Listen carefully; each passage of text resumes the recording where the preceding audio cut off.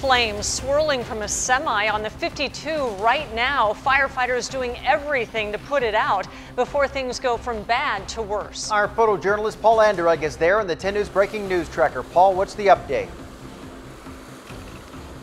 Yeah, this is going to be on the westbound 52, just east of Santa Road. You can see that semi has been completely destroyed. You can also see there's a car here that's been crashed. Several crashes took place, and we'll show you the reason why. Let's get to some of that video that we shot a little bit earlier. The Breaking News Tracker arrived here before any of the emergency crews.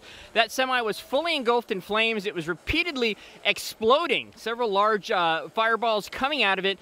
People driving on the westbound lanes then were slowing down and watching, and that's when several crashes took place. One of those also a hit and run. Several minor injuries. Fortunately, that truck driver did get out of that semi. He says he's okay.